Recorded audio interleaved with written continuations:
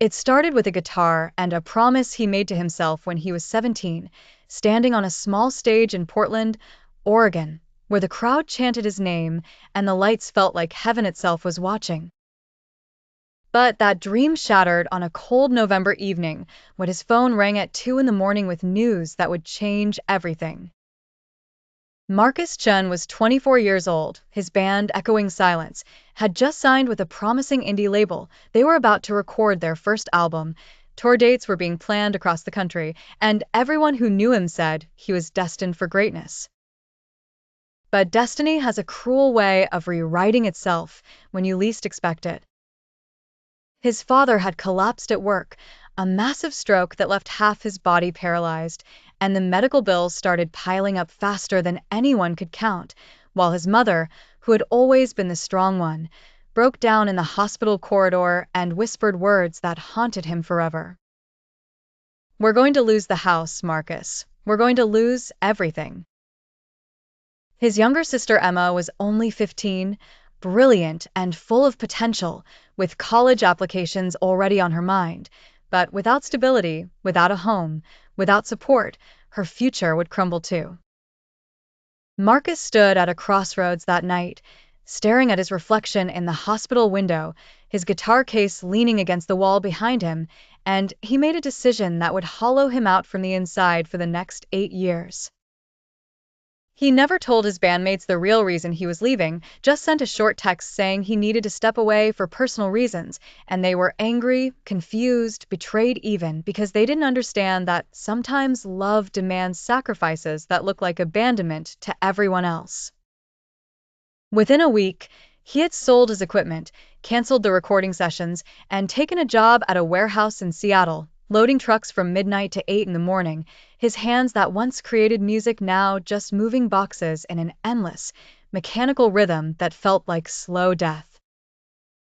The money wasn't great, but it was steady, and he sent most of it home, keeping just enough for a tiny apartment that smelled like mildew and broken dreams, where he would lie awake listening to his old songs on his phone. Tears streaming down his face in the darkness, wondering if anyone even remembered his name anymore. His guitar case leaning against the wall behind him, and he made a decision that would hollow him out from the inside for the next 8 years. The crowd chanted his name, and the lights felt like heaven itself was watching. His mother called every week, grateful but worried, asking if he was eating enough, if he was taking care of himself, and he would lie with a smile in his voice, saying everything was fine, that he was happy, that this was exactly where he wanted to be. Even though every word felt like swallowing glass. Emma graduated high school with honors, got accepted to the University of Washington, and Marcus worked double shifts to help pay for her dorm and books, watching her move forward while he stayed frozen in time, trapped in a life that wasn't supposed to be his. His former bandmates went on without him, found a new lead guitarist, released an album that got decent reviews, and sometimes he would see their posters around the city, their faces smiling from venues he used to dream about playing. And the jealousy mixed with pride in a way that made him physically sick.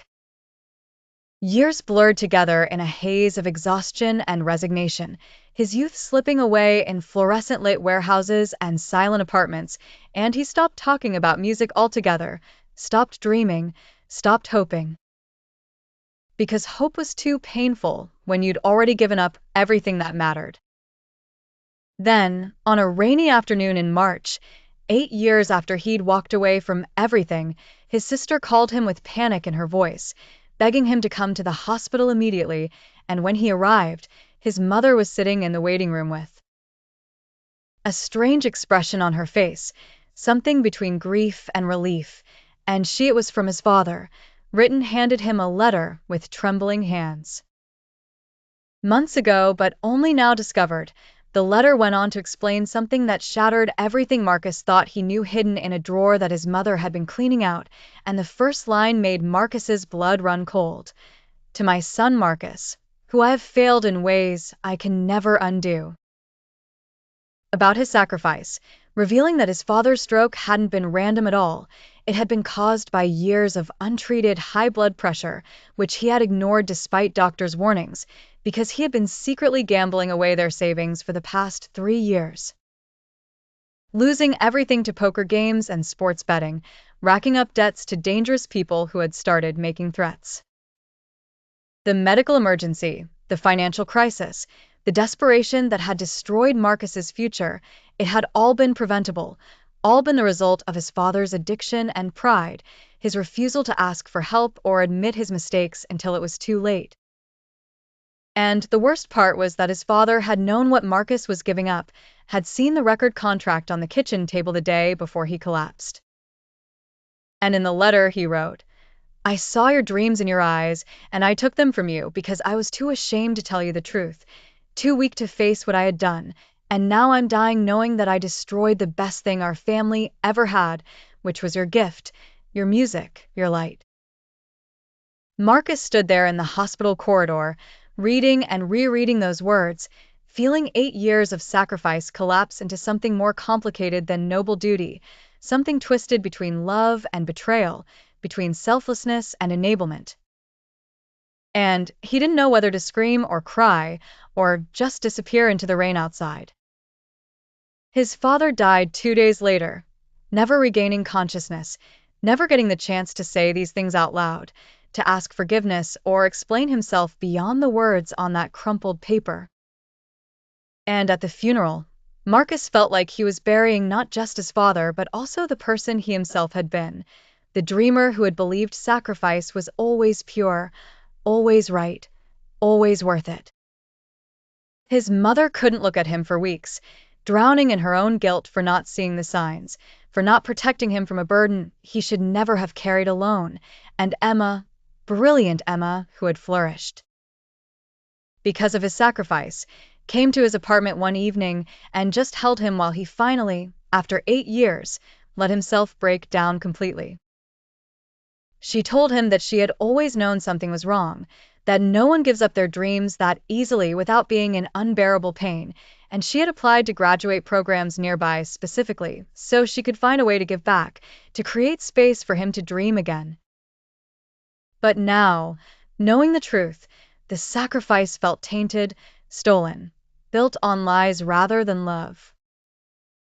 Marcus returned to the warehouse the next week, moving boxes like always, but something had shifted inside him, a rage mixed with grief mixed with a strange kind of freedom, because the truth, horrible as it was, had released him from the mythology of his own nobility, had shown him that he had been a victim, not a hero, and maybe, just maybe, it wasn't too late to reclaim some fragment of who he used to be.